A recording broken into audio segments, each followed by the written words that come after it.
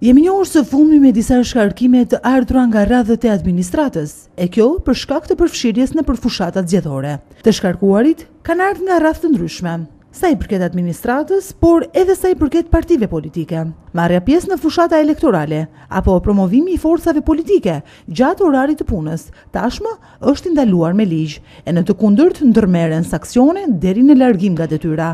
Por çfarë mendojnë qytetarët vlonjat lidhur me bërjen fushat të punonjësve të administratës? Sipas tyre, ky fenomen ndodh pavarësisht ligjit. Na ka ndodhur, thon ata, të shkojmë në për institucione e të mos gjejmë punonjës, e madje na ka ndodhur edhe të shikojmë punonjës administrate në për mitingje e takime elektorale. Kjo duhet të marrë fund, thon ata, sepse ata që e paguajnë janë pikërisht vetë qytetarët, të cilët nuk marrin shërbimin e kërkuar nga mungesa e administratës. Bas orarit punës është e lishme, çdo njeri ka drejtë e tij. Nuk i pengon. Po s'ka asnjë fare. Në orat punë je në punë. O do është në punë, o do është fushat, zgjidhe merr. Do çosh rrogën në shtëpi, apo do flasësh për mua?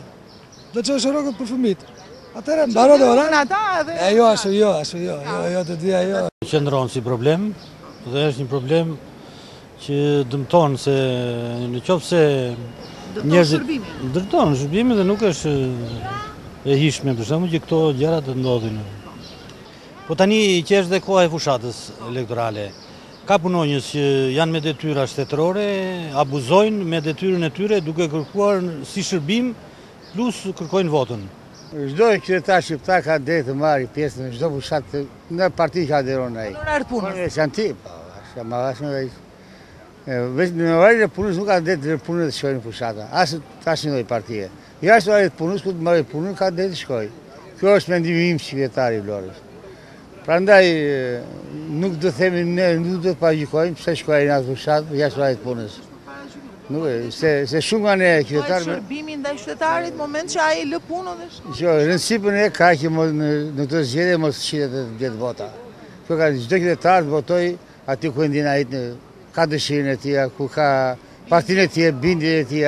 Këto janë ato që neve na shqetësojnë sot për sot në Shqipëri. Se duke parë të kaluar, neve e ke parë me shqiptarë që në Vlorë, qytetin tim, në cilin e jetojmë, ka pasur shitje bre votash pa kufi. Me thash me miell, me makarona, me pilaf, me oriz, çfarë s'është bërë këtu në Vlorë.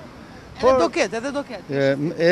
Tani unë po shikoj, më ka rëndësi, ka filluar një lëvizje tani, një lëvizje shumë e fshehtë për blerjen e votës.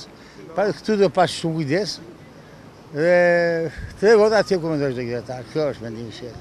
Po sot ata që janë administratë janë o të një parti o të partisë tjetër. Domethënë, desa i ka çuar partia aty, ata janë militantë partive. Vajtja në fushat në kohën e punës është e jashtëligjshme. Mbas kohës punës njeriu kohën e ka të tij, edhe mund të administrojë si doj. Mund të vejë në fushat patjetër do vejë, sepse militon në një vend.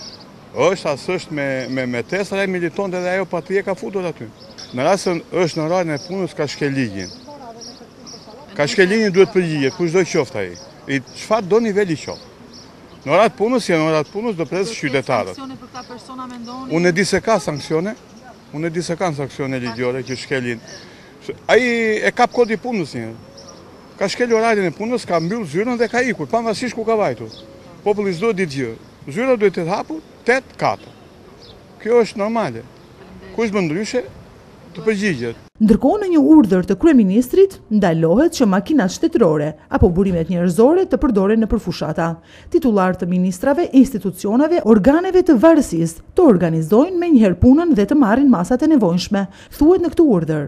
Të garantojmë zbatimin e detyrimeve ligjore për ndalimin e vënies në përdorim për subjektet zgjedhore, të mjeteve, fondeve e materialeve të ndryshme, pronë të administratës publike, si dhe të burimeve njerëzore të institucioneve të administratës publike për zgjedhjet e kuvendit 2017.